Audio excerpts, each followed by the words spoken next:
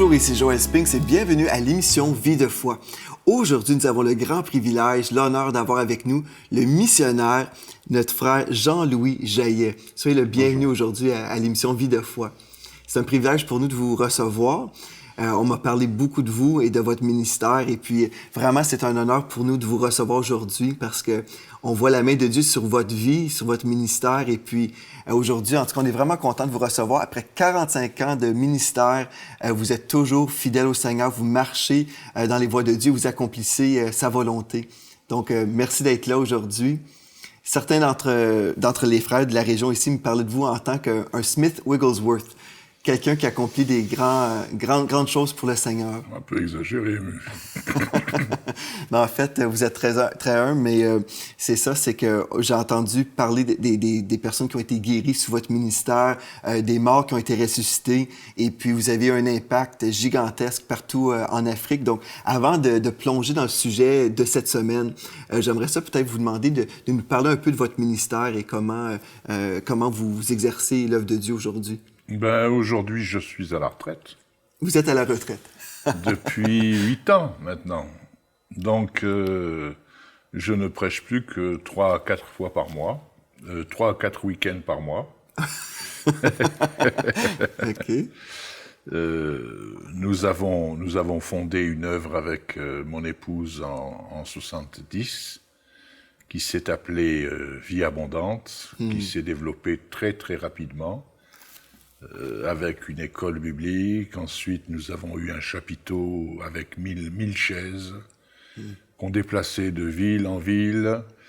Et on a fait des retraites, des campagnes. Et en 78, l'Afrique s'est ouverte pour mon ministère. Je faisais déjà quelques réunions en Indonésie. Et puis là, je suis parti en Afrique.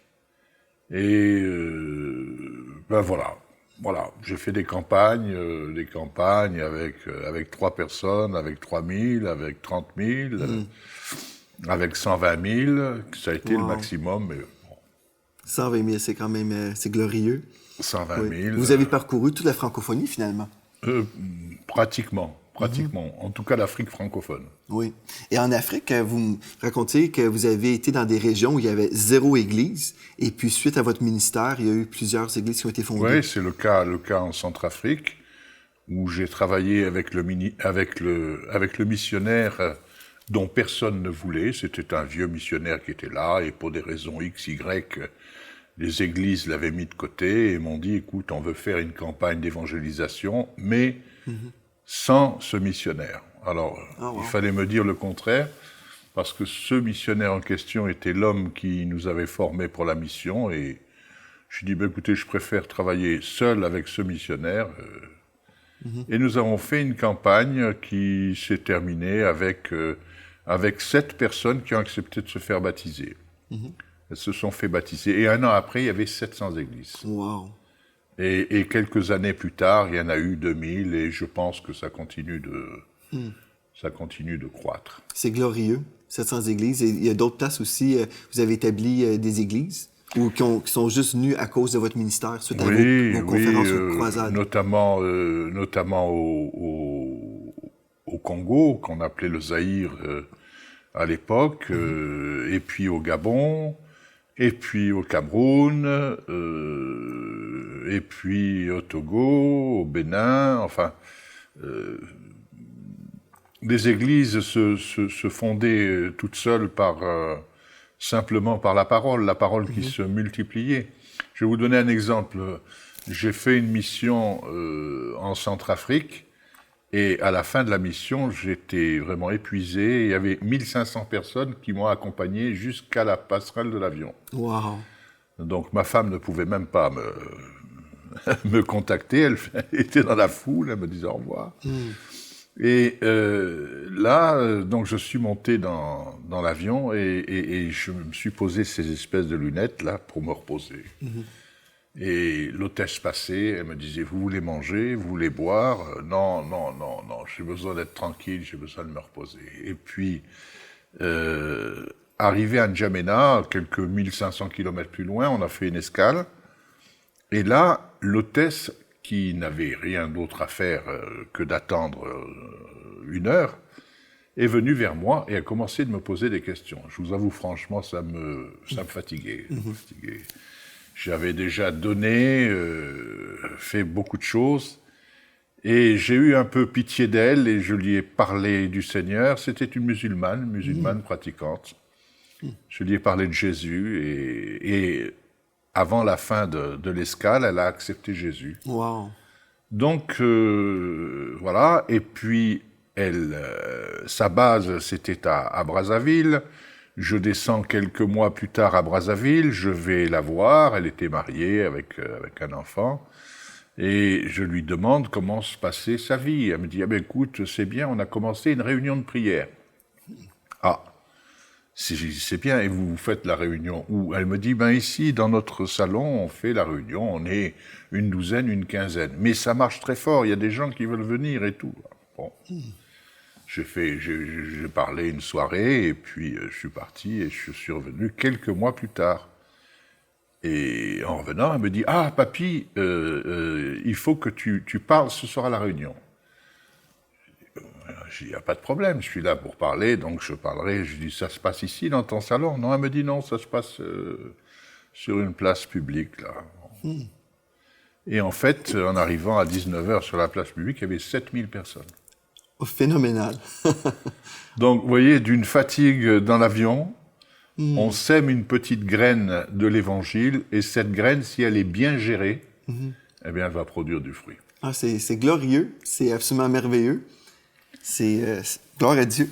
C'est ça qu'on peut dire, hein, gloire à Dieu, parce que Dieu se glorifie dans nos vies, mais en même temps, il cherche toujours quelqu'un de disponible. Oui. Vous savez, j'étudiais récemment un peu la vie de Reinhard Bonnke. Et puis, vous savez, il a propagé l'Évangile en Afrique aussi avec des multitudes. Là, c'est vraiment impressionnant. Et pourtant, il y avait une conversation avec Dieu et il était reconnaissant envers le Seigneur parce que le Seigneur se servait de lui comme ça. Et Dieu lui a dit, d'après le rapport que je lisais, t'es pas la première ni même la deuxième personne que j'avais choisie. J'avais choisi d'autres personnes, mais ces personnes-là avaient refusé l'appel que je leur avais donné. Et puis, c'est vraiment intéressant comment, quand on est obéissant, le Seigneur, il se glorifie dans nos vies. Mais il demande toujours à une personne de dire oui, n'est-ce pas? Parce que vous avez accompli des grandes choses à la gloire de Dieu, mais vous avez été obéissant. C'est ça. Oui. L'obéissance, c'est tellement important. En dehors de cette émission, nous avons parlé de T.L. Osborne tout à l'heure. Oui. Et T.L. nous disait, dans le monde, il y a des gens avec qui je ne voudrais même pas partager un repas. Il dit, mais je dois reconnaître que ce sont des gagneurs d'âme et ils amènent des gens vraiment au Seigneur. Pour simplifier les choses, Paul a dit, Dieu se sert des choses folles du monde pour confondre les sages. J'ai parcouru un petit peu le monde, j'ai rencontré beaucoup de serviteurs de Dieu et autres, mais ceux qui m'ont semblé les plus talentueux étaient les plus originaux. C'était des originaux, c'était des gens qui étaient assez fous pour dire oui quand d'autres disaient non. D'autres disaient non parce que, on va y revenir concernant la foi et l'obéissance, quand Dieu nous demande quelque chose, il y a tout le carcan des habitudes qui sont là. Des habitudes religieuses. Ah oui, mais ça, on ne veut pas que ça bouge. Ne bougez rien pour moi, ça va très bien pour moi, ne bougez rien, ne changez rien. Alors que servir Dieu en tant qu'évangéliste missionnaire, c'est être disponible. On a un exemple dans la Bible. C'est l'exemple de Philippe. Philippe, qui a commencé sa carrière évangélique en servant la soupe aux premiers chrétiens. Il y avait des problèmes de « Ah oui, toi tu es de Sherbrooke, allez hop, je te sers une gamelle de plus. Ah, toi tu es de Granby. Ah non, ben alors là, on ne connaît pas les gens de Granby. » Et il a commencé son ministère comme ça. Et avec Étienne, un autre diacre, ils étaient 7, il faisait des miracles. Et Étienne était reconnu pour avoir une grande foi et il faisait des miracles. Et voilà que Philippe est obligé de quitter Jérusalem parce qu'il y a une persécution. Et il prend ses 4 filles, qui étaient des prophétesses, sa femme, ses affaires, et monte dans le nord de la Palestine, et il annonce l'Évangile. Et il est en plein réveil. Des conversions, des délivrances, des baptêmes dans le Saint-Esprit. Il prêche, il transpire, il fait des tas de choses. Et là, j'ai inventé une petite histoire. Vous aimez ça, vous, les histoires? Oui, j'aime les histoires. Un soir, Dieu lui parle et lui dit, tu vas partir sur le chemin désert qui conduit de Jérusalem à Gaza, sans lui donner davantage de détails. Alors, M. Philippe dit à madame, écoute, prépare-moi ma brosse à dents et un morceau de pain et puis éventuellement une bouteille d'eau, parce que je pars. Tu pars, mais tu vas où? Écoute, je ne sais pas. Je m'en vais, j'ai reçu un ordre du Seigneur de partir à tel endroit. Je dis, mais c'est pas possible, mais regarde le réveil. Nous sommes en plein réveil, c'est toi qui prêches tous les soirs. Et il y a des guérisons, il y a des libérations. Tu peux pas quitter comme ça le réveil. Mais lui, Philippe, il est assez fou pour quitter le réveil, et il quitte le réveil. Et il s'en va. Et il se retrouve sur un chemin totalement désert. Et là, un autostoppeur, arrive un char avec des soldats et un ministre qui était en train d'essayer de lire dans Ésaïe. Il ne comprenait rien. Un ministre un peu gras, l'eunuque éthiopien, machin, il lisait, il ne comprenait rien. Et l'autostoppeur lui dit, est-ce que tu comprends ce que tu lis? Il dit, comment est-ce que je vais comprendre si j'ai personne qui m'explique? Il dit, je vais t'expliquer. Il monte dans le char et commence de lui expliquer la parole et la signification de ces passages d'Ésaïe. Quand ils ont fini, l'eunuque lui dit, mais est-ce que moi aussi je peux me faire baptiser? Je dis, mais si tu crois, il n'y a pas de problème, on peut te baptiser. Et là, j'ai imaginé quelque chose encore. J'imagine l'eunuque éthiopien descendant avec le hippie. Okay.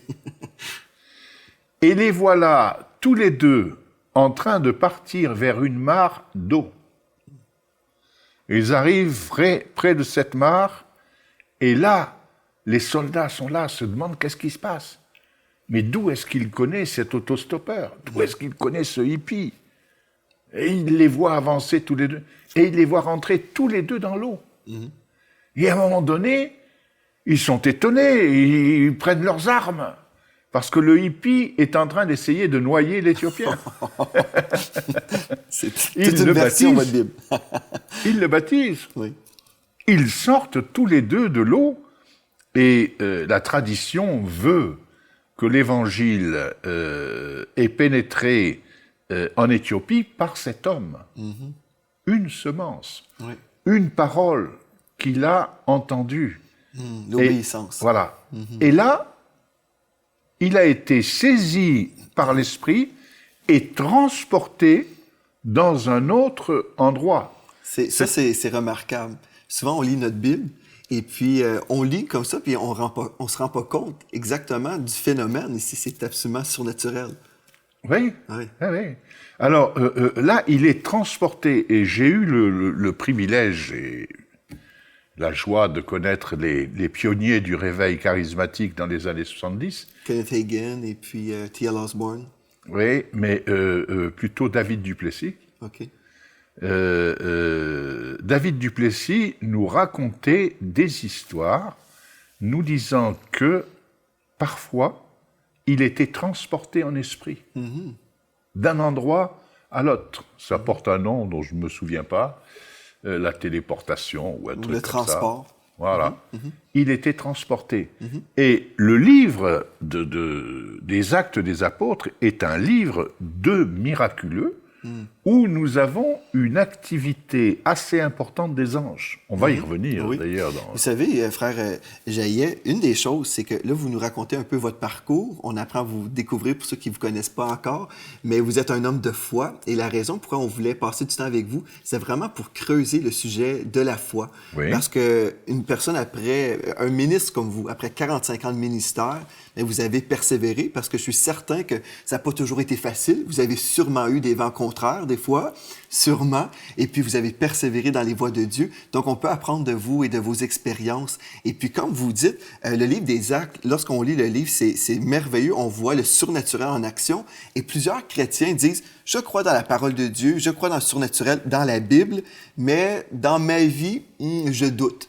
Donc, on veut aller à l'encontre du doute cette semaine. Tout au long de cette semaine, ce qu'on veut faire, c'est vraiment bâtir votre foi en allant dans la parole de Dieu. Et aujourd'hui, ce qu'on veut faire, la première chose, si on commence notre étude, parce que à Vie de foi, notre cœur, c'est vraiment d'étudier la parole de Dieu, s'enraciner pour progresser dans les voies de Dieu. J'aimerais vous demander un peu comment vous comprenez la foi.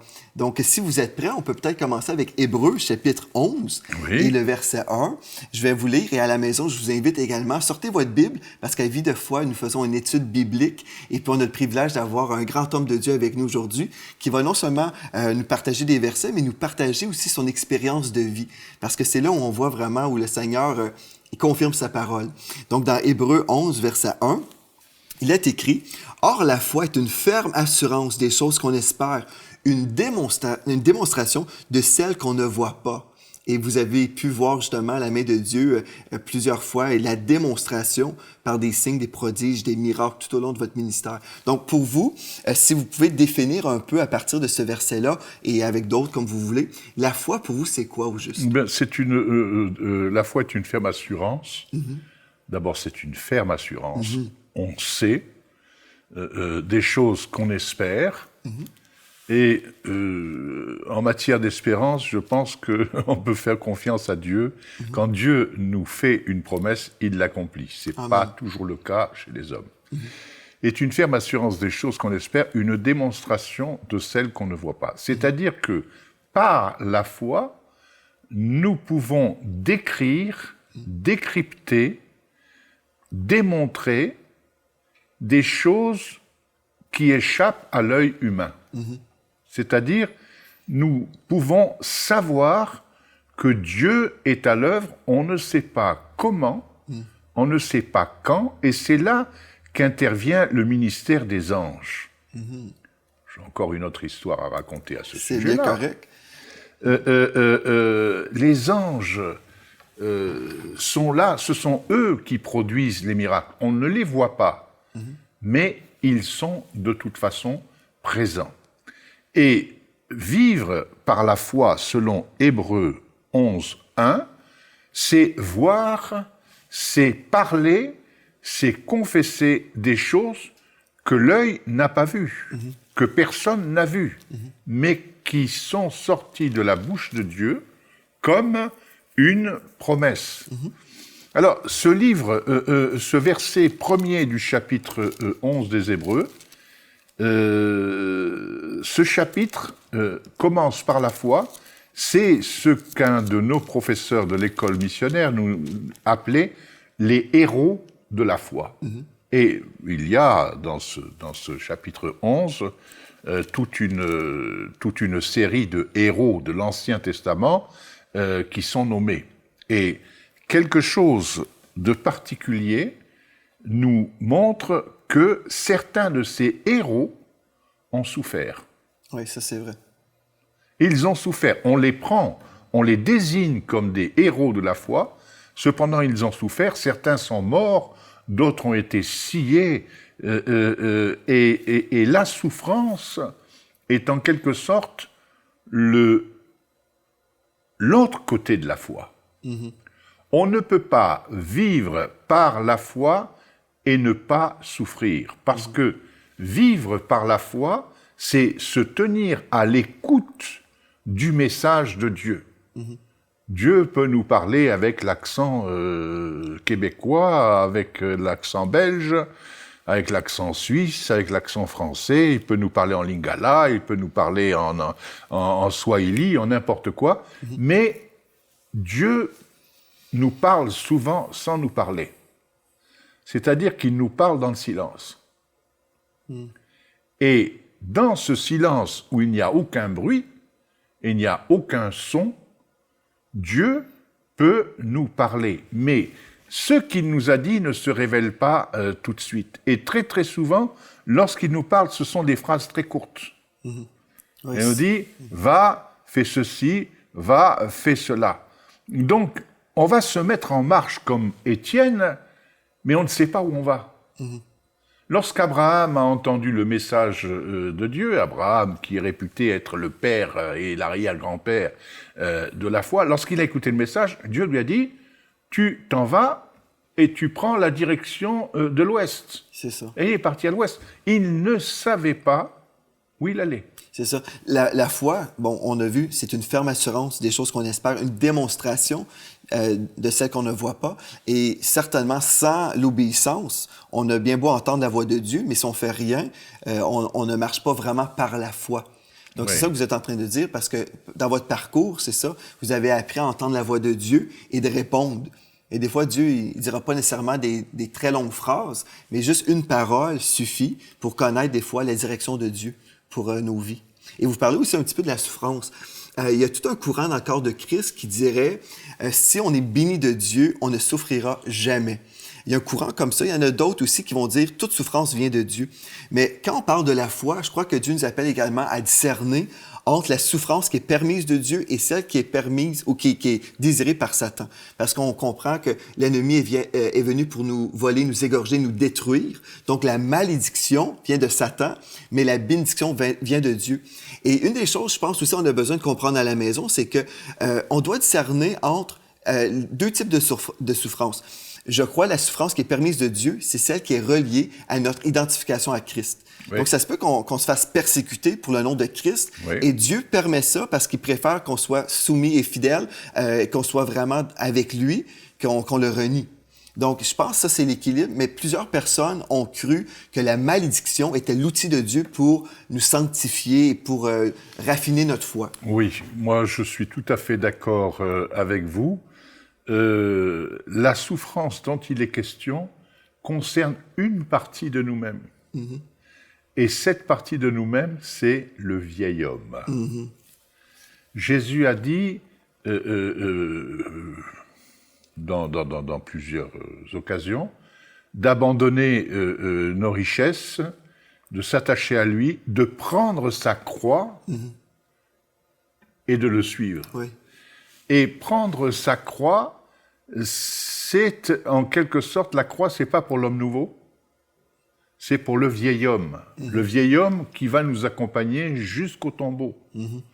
Il mourra peut-être un peu avant, mais il va nous accompagner jusqu'au tombeau. Et on n'a pas à lutter contre la chair et le sang. Ce combat-là est un combat charnel.